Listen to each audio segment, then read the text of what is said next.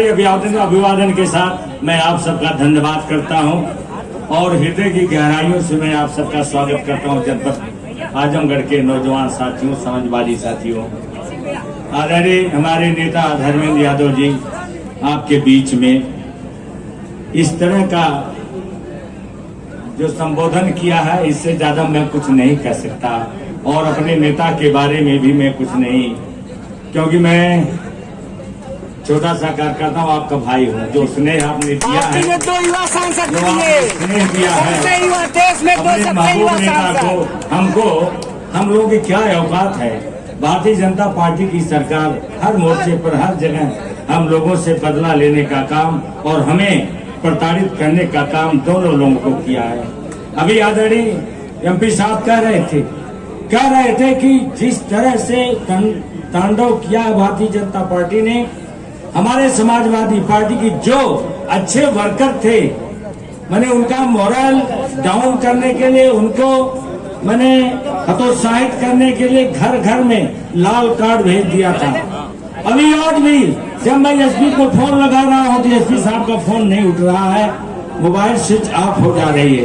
CO महोदय कह रहे हैं कि साहब मेरे संज्ञान में तो है ही नहीं, मेरी कोई जानकारी नहीं। इंस्पेक्टर महोदय कह रहे हैं साहब देवगांव के साहब हमें मालूम नहीं है। तुम कैसे इंस्पेक्टर हो, कैसे एसएसपी हो? लाइन ऑर्डर मेंटेन करना तुम्हारा काम है। पार्टियां लड़ रही है और एसएसपी तुम सो रहे हो, तुम्हारा मोबाइल स्विच ऑफ है। ये क्या तरीका है?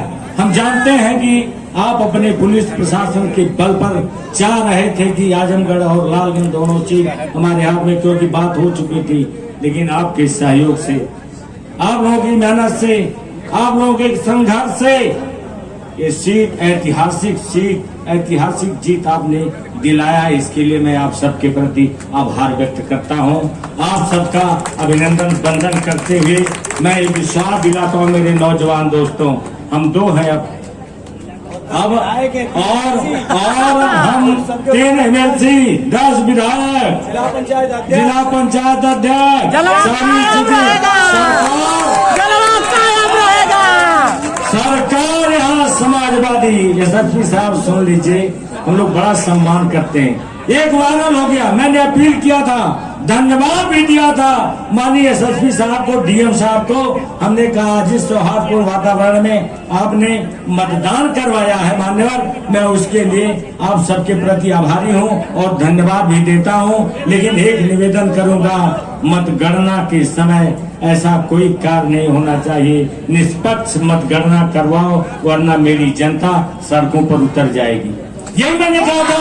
ये कौन सी भाषा है मेरे ऊपर? मैंने कहा हे लालगंज के लोगों, जनपद आजमगढ़ के नौजवान साथियों, आओ, मैं ऐलान कर रहा हूं, आवाज दे रहा हूं, आओ आजमगढ़ और चकवर में आ जाओ, अपने ताकत का एहसास करा दो। अगर ये लाठी से मानेंगे तो हम लाठी से नहीं, हम बड़े शांतिपूर्ण ढंग से, गांधीवादी तरीके से इनका हम जवाब देंगे। ये मैंने कहा था तो इन्होंने वीडियो वायरल हो गया, तो इन्होंने कहा कि आपने उकसाऊ भाषण कर दिया है, मेरे ऊपर भी मुकदमा हो गया। मेरे लोगों को 8-10 लोगों आज भी नजरबंद किए हुए हैं।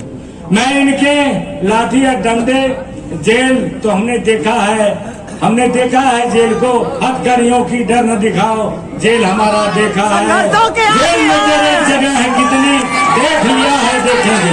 ये समाजवादियों का है। इतनी ताकत जहां हो, समाजवादी इतना बड़ा परिवार हो, इतना बड़ा कुनबा हमारा हो, एसएसपी और डीएम की हैसियत है कि हम लोगों को कुछ कर सकता है। हम उनसे कहेंगे जियो, एसएसपी साहब जियो और जीने दो। अगर मारोगे तो हम मानेंगे नहीं, छेड़ोगे तो हम तुम्हें छोड़ेंगे। ये है, इसलिए कमर कस के तैयार हो जाओ इनकी अगली लड़ाई लड़ने के लिए। अब यहाँ समाजवादी पार्टी की सरकार चलेगी समाजवादी पार्टी की सरकार।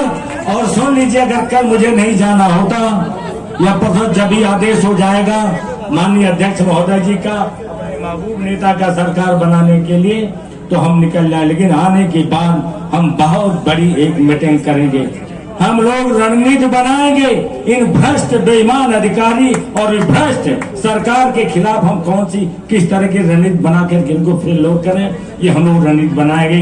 इन्हीं शब्दों के साथ आप सबके प्रति आभार व्यक्त करते हुए बहुत बहुत धन्यवाद देते हुए मेरे महबूब मेरे साथी को आपने मेरा हाथ दे दिया। मेरे दोस्तों, अब ये सरकार दो भाई मिलकर नहीं, हम लोग तो 14 आधी सरकार यहाँ है।